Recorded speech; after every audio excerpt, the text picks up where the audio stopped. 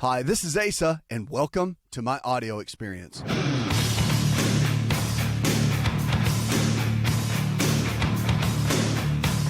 Lewis in Baltimore, Maryland sent us an email, says I'm 76, and I suffer with rheumatoid arthritis. I take pain medicine each day that my doctor prescribed, but I still hurt, and some days I can barely move my fingers.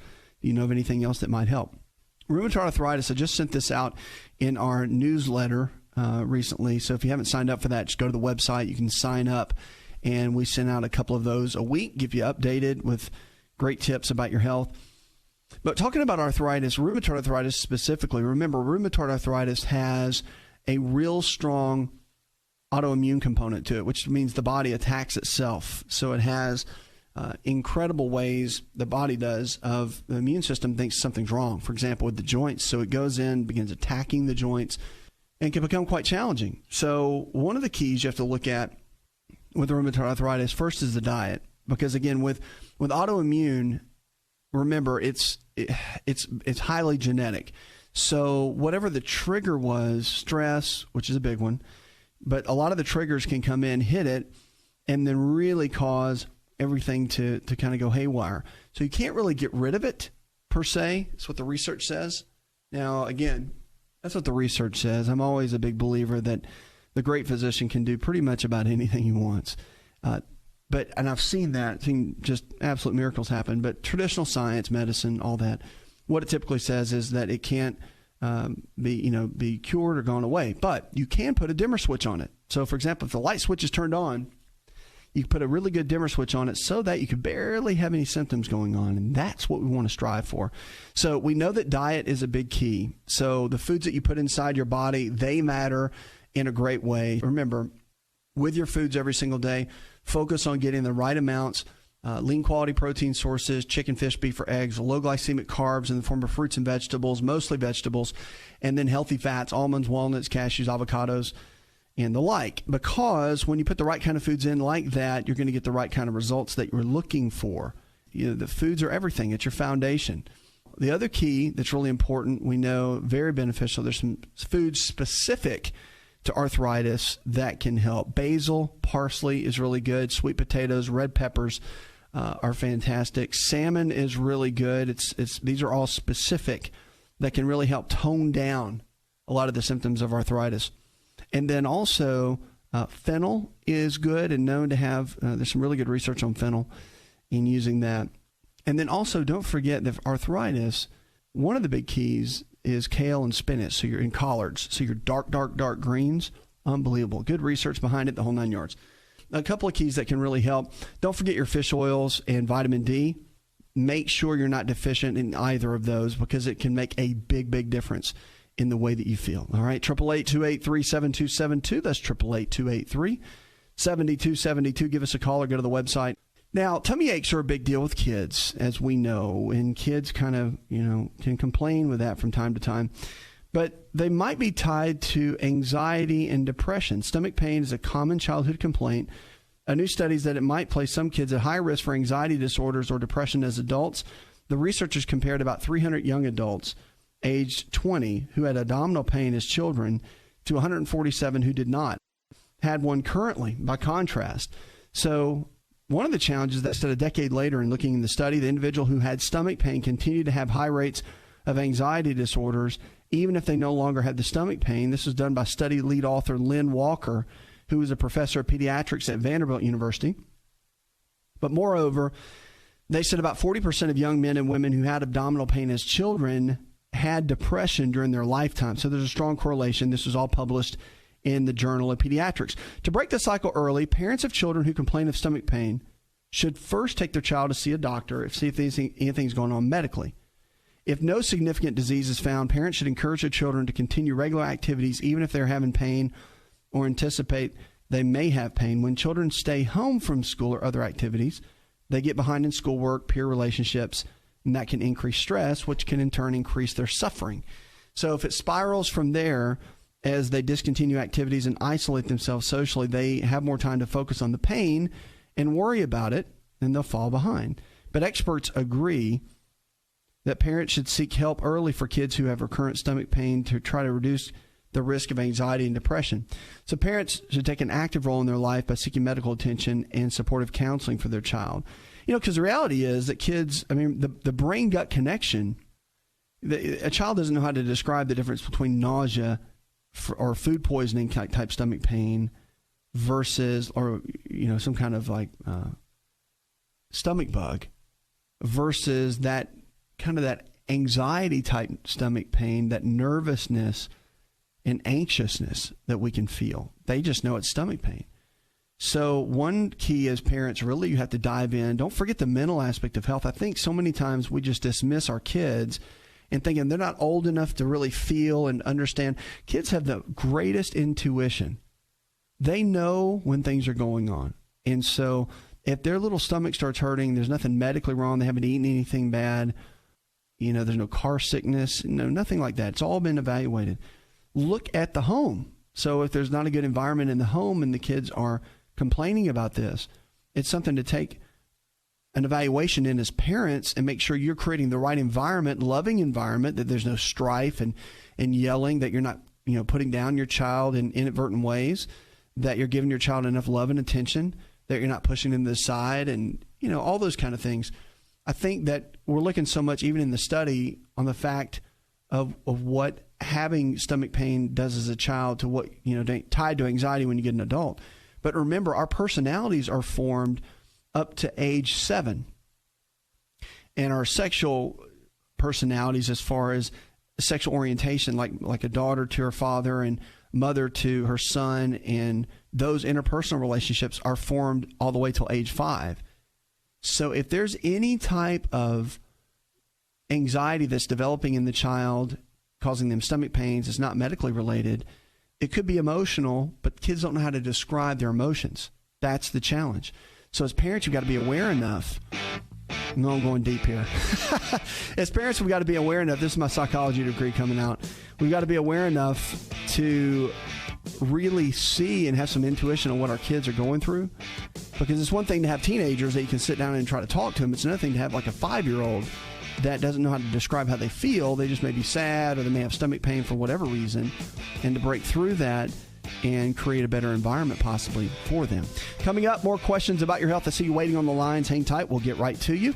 Don't forget, check out the website. We've got our new lifestyle plan. It's free. Go to the website. You can fill out your information and get a customized lifestyle plan for you. And don't forget, our app is out in the App Store. Catch the radio show 24/7.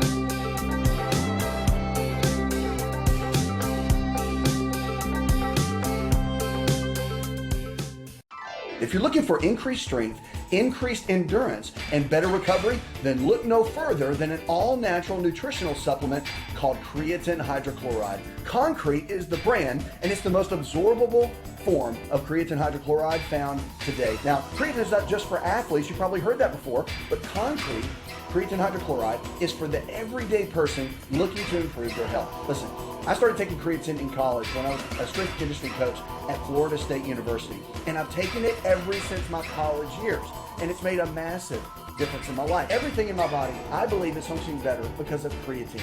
Creatine hydrochloride I've moved over to using Concrete, and it is the best form of creatine on the market. Concrete creatine hydrochloride is available at most Walmart stores and on Walmart.com or any store that carries nutritional supplements. Just make sure to look for Concrete brand creatine hydrochloride and watch your endurance, your strength, and your recovery and your immune system get boosted today.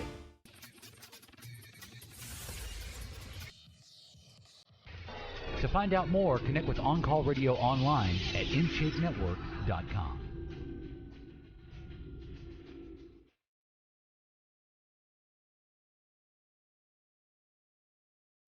Lines are open, 888-283-7272. Welcome back to the show. Let's go to the phones and talk with June. Hi, June. I get these periodic headaches. It's more than headache, head pressure, I would say. along with my myalgia, which they're not sure if it's fibro or polymyalgia or temporal arteritis or what. But anyway, is there anything you recommend for headaches? It just depends. I mean, again, if it's fibromyalgia, that's a whole different animal and what we're dealing with. But headaches in general depends on where it hurts, okay? It hurts in the back of the head mostly. There's a couple of things. It could be occipital. It's in the occipital area, which there's tension in the muscles that attach to the base of the skull. And that's where a couple of key therapies really come into play. Chiropractic therapy is wonderful. Treatment is amazing. And then also massage therapy is great too to work on the areas. And acupuncture can actually be beneficial to that. So that's one area if you're talking about the base of the skull. Now, if you're going around maybe the temples of the head or the forehead, you could be talking about some different areas. Now, from a nutritional perspective, we've got to look at what could be causing that. Now, even though there could be some misalignments in the upper cervical neck, C1, C2, that area could have some dysfunction in that area, misalignments that could be corrected. But for those areas, a lot of times has to do with nutrition. And the nutrition is so key and so important for the overall scheme of things. And you have to look at that by looking at a couple of key factors. Now, number one is you want to look at ways to really support the body. And the way to do that nutritionally, you get a blood test done. You can check and see what core nutritional deficiencies you have going on. And the big key for especially kind of the wrapping around of the head, front of the head, thyroid is a big one. So you've got to look at all the endocrine function, pituitary gland, which is the master gland. It controls everything. And then you got the thyroid gland, the adrenals, and the adrenal glands play a big role too. So if the body's got a lot of stress going on, very, very challenged in that area, then it could be one of those key areas could be weak, and testing could show that. And there's nutritional ways to build up each area and all that sort of thing. But you have to figure that out first. Then it could be just vascular. It could be simple constriction of the capillaries. That could be vascular issues that could be causing it. So, I mean, it's got to be evaluated first.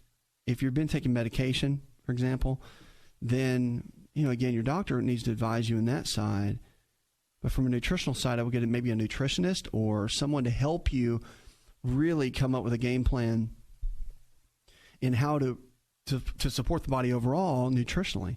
And then maybe structurally with chiropractic care, something along those lines can help. Because headaches, again, there's so many different factors. Even genetics can play a role in headaches. But I found mostly there's stress. There's even emotional components that can cause issues with headaches. You got to look at the whole picture, right? So you have to have somebody evaluate it from all the sides, and that can help tremendously. 888-283-7272. That's 888-283-7272. Lines are open. Questions about your health, you give us a call or go to the website. Now, at the website, don't forget that we've got a brand new app out, and it's really cool. You can go to the App Store, look at On Call Radio app, and you can download it. It's free. But what's great is you can ask questions on the app, and it comes right to us.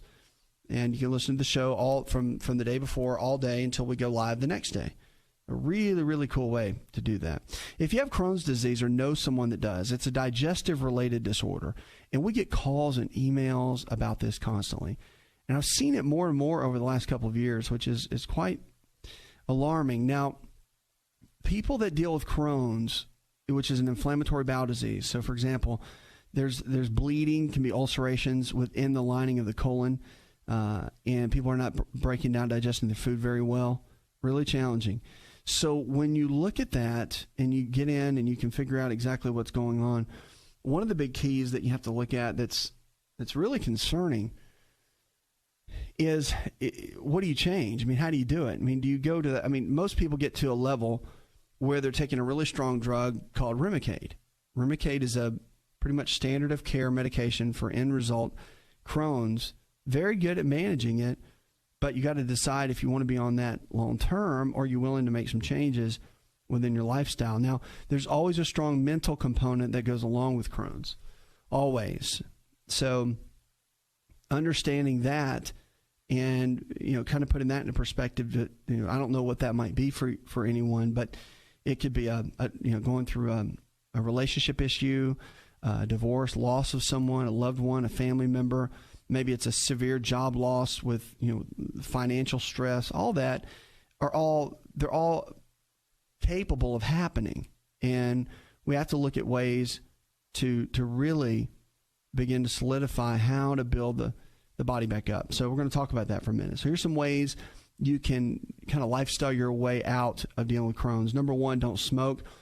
Study after study has shown that if you have Crohn's and you smoke, have to quit because it flares up. It's one of the top keys that flares up Crohn's. So if you smoke and you have Crohn's, you're just fueling the fire, literally, with smoking.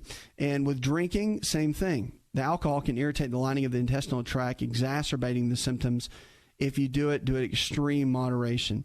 Regular exercise can benefit any type of Crohn's treatment. So if you're using Remicade or if you're going more of a natural route, the Crohn's and Colitis Foundation of America has heavily endorsed exercise as a great tool at supporting the body. Now, managing your stress level is a big one. So you can practice relaxation techniques. You want to make sure you're getting between 7 and 9 hours of sleep. So with relaxation, you can, pray. If you do meditation, whatever, do yoga is a great, Tai Chi is a great way to do that. Whatever you're into, that's fine. Seek out support. Counseling is really good. Communicate how you feel. And, always, like I was saying here, work with a dietitian or nutritionist. That's a big one, too. And you want to limit caffeine intake. So if you're doing tea or any of those, maybe go for the decaffeinated versions because caffeine can actually irritate the lining of the intestines and can also flare things up. Coming up, we'll jump in more questions about your health. We've got our food of the hour, powerful superfood that could come in and literally transform your health. I want to talk about that. It can help with cardiovascular benefits and also with weight loss.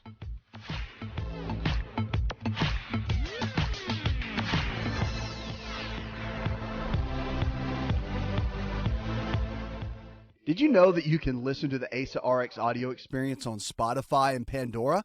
For all the ways to watch and listen, check out our show page at asarx.com/experience.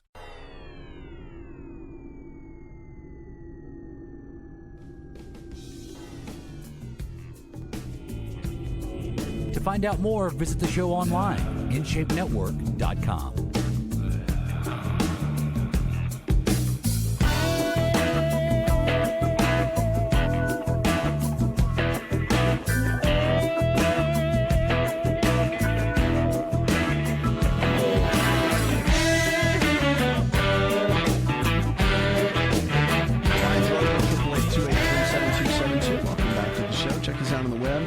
OnCallRadio.com.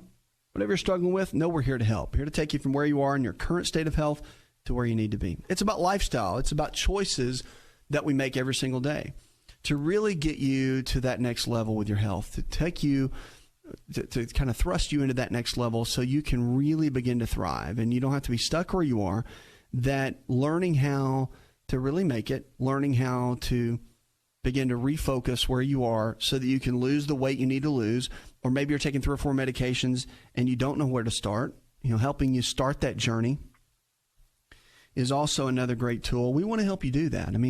Regardless, we want to help you go to that place where you don't have to be stuck.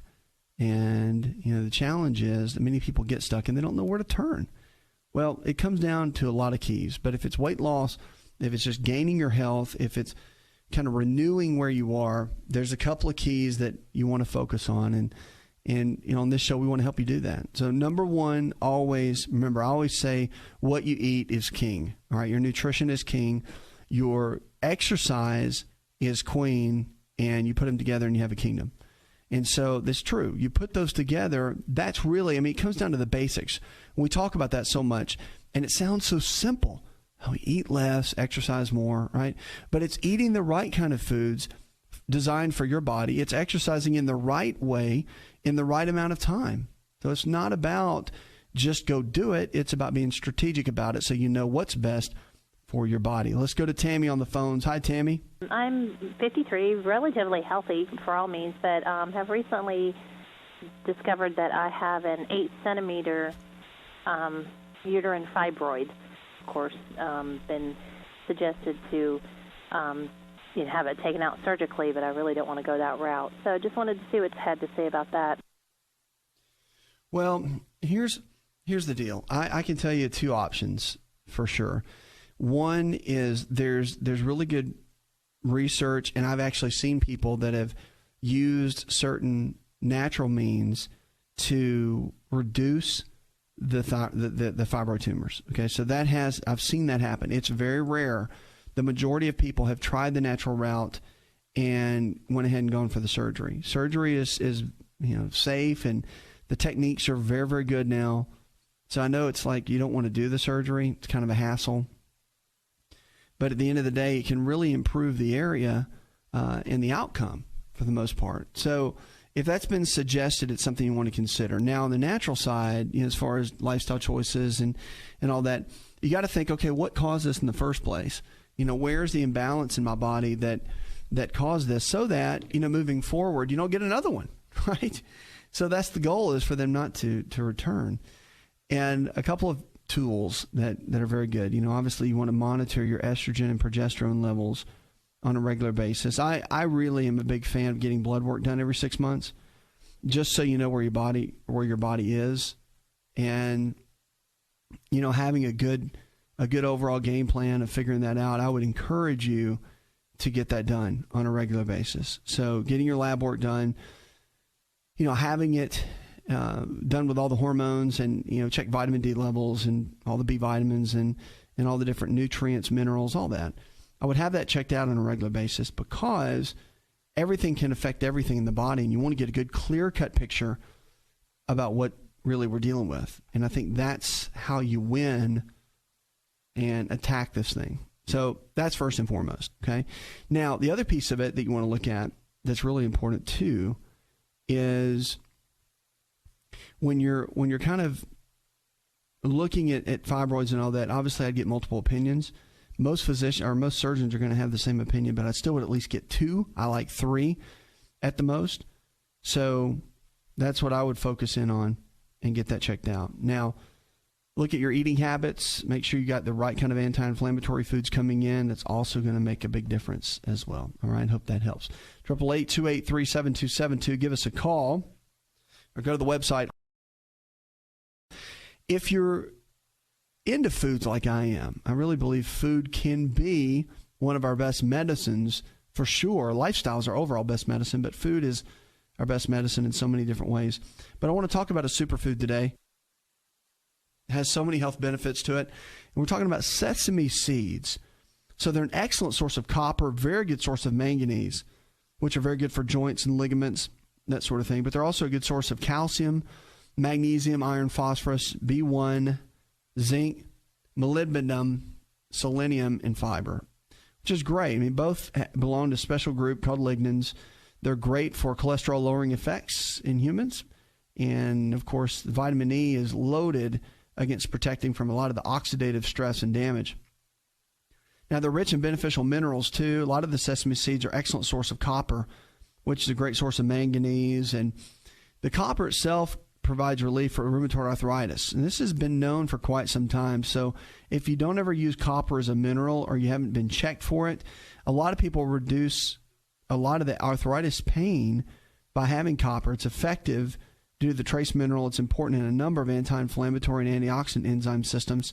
So a lot of cross-linking going on. Just don't take a bunch of copper expectedly, because if you do, it can throw off your zinc levels. It's kind of an antagonist to zinc, and if it throws off zinc, then you're going to have some real challenges along the way. Magnesium is another one that supports vascular and respiratory health. Studies have been supported in magnesium's usefulness in preventing the airway spasm and asthma.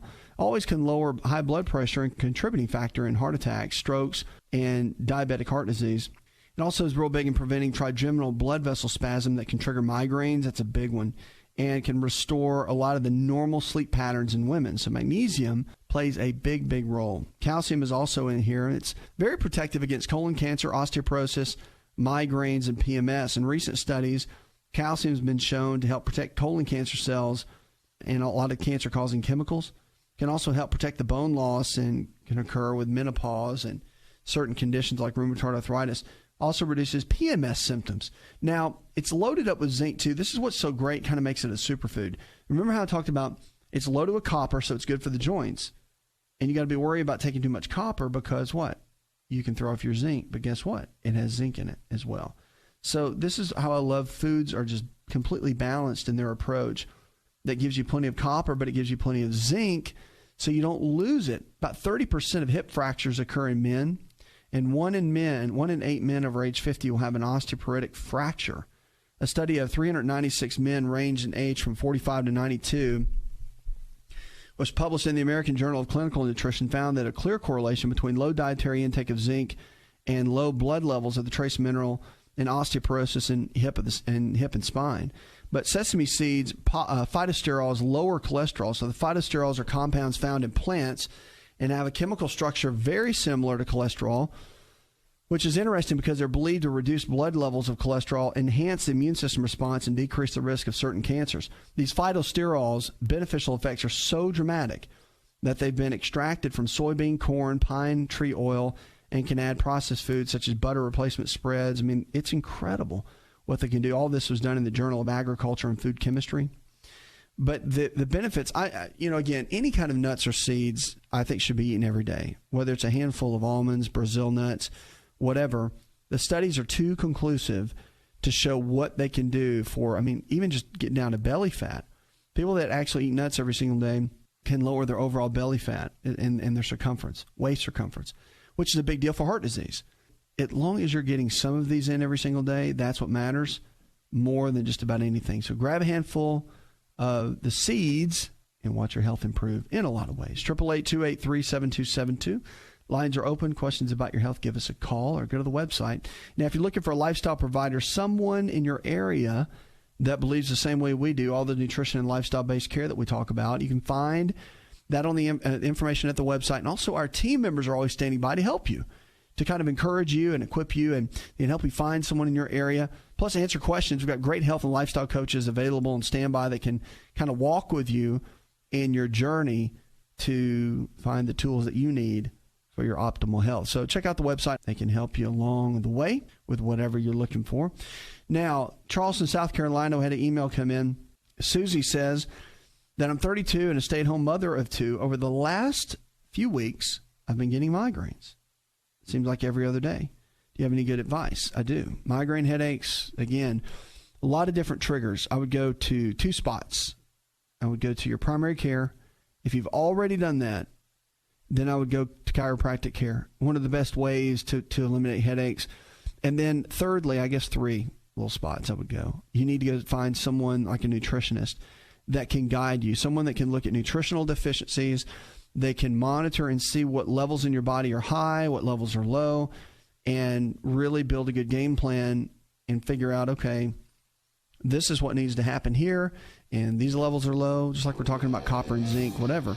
There can be certain values that are low in your body that could be causing these headaches to trigger. Could be structural, could be chemical, but it needs to be looked at so you can find out the overall tools of what needs to be taken care of so you can begin to thrive and not just barely make it, because they come on for some reason. It could be hormones, but at least you'll dig in and figure that out. 888-283-7272. Give us a call. Shoot me an email. Jump on social media. All that is at the website. Now, coming up, I've got some tips you don't want to miss. We're going to be talking fitness. We're going to be talking ways to lose the belly fat, drop the weight, keep it off. It's one thing to lose the weight, but are you going to keep it off? A lot of that, plus some ways naturally to combat pain when we come back.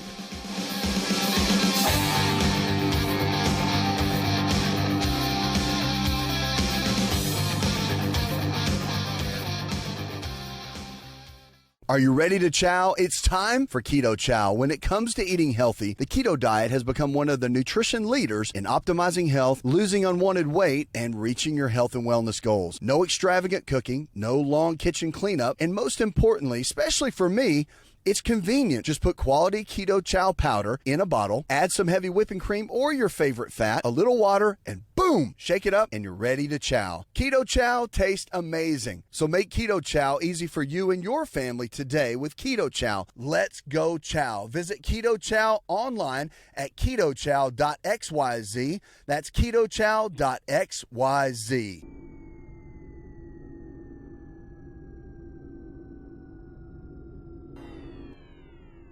Connect with On Call Radio and watch On Call TV at InShapeNetwork.com.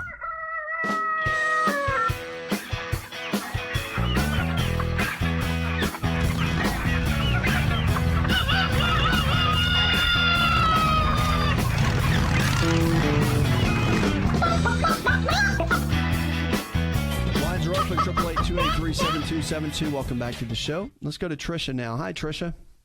Calling to ask opinion on medical marijuana. My son is taking it. It's legal where he lives, and I'm not that familiar with it, and I just wanted to get advice on that. Yeah, it really, in my opinions, are kind of neutral, because I've seen it work with quite a few people, and actually pretty miraculous. I've talked to several physician colleagues, and they've used it in clinical practice and outside of, with certain eye conditions and even with certain immune conditions, they've seen pretty startling results, even with some digestive-related issues as well. So, again, there's enough benefit for it to be medically cleared. The reality is we look at it as a drug and people use it to get high, but then we use certain medications that have the craziest side effects, and it's almost like the side effects are worse than the drug itself.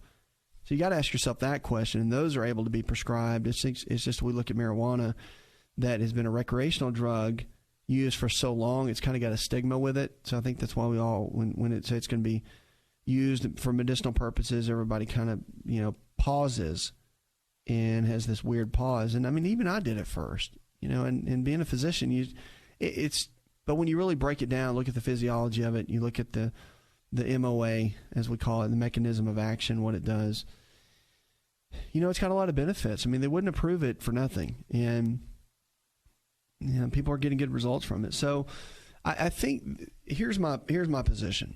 Okay. If you're using it, if a physician prescribes it and there's a true need for it, that's great.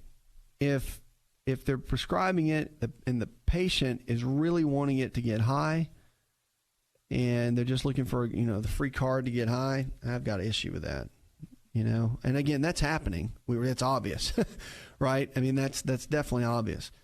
So I don't really care for it for that reason. And again, that's a long conversation. But does it have benefits? Yeah, it does. The research is behind it. You can't argue with that. So do I think it's going to get abused? Yeah, but so do painkillers. And there's pain clinics all over the country. And people come up with all kinds of reasons to be on pain meds. Not everybody, by any means. And there's legitimate needs for pain medication in a lot of ways.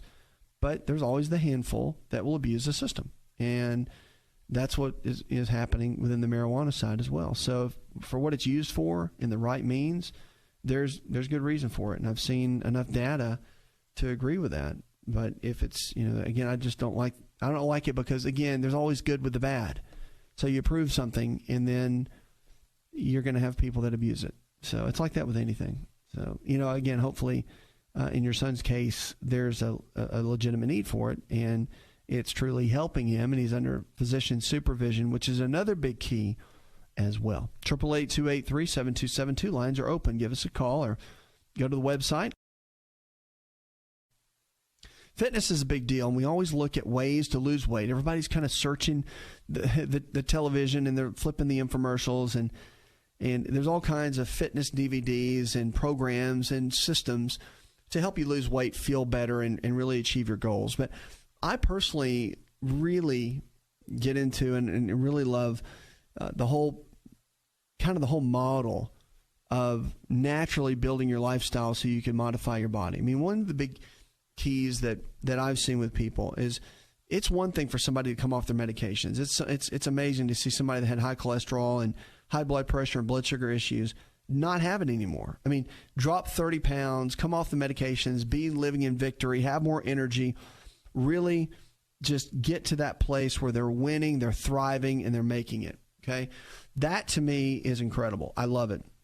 But there's a lot of silver bullets that people think that are out there that are not. So just get just some basics. I'm going to tell you that there's some keys, really all natural methods to help lose the belly fat. Now, you have to eat well. Number one, eating well is king, exercise is queen, period. And that's how you build the kingdom. So your eating well always needs to be, in my opinion, I like multiple meals. I like 3 solid meals a day and a couple of snacks in between. And then I like to fast, partial fast 1 day a week. I think intermittent fasting has so many benefits to it from a physical standpoint, spiritual standpoint too, which that doesn't have to be for you. But it gives the body a break. It releases growth hormone at an alarming rate, almost 300% increase in growth hormone, restabilizes and resets all your receptors. So all the different blood sugar, insulin receptors reset. So you start handling blood sugar levels very well. It's just a great tool to use to balance out your body.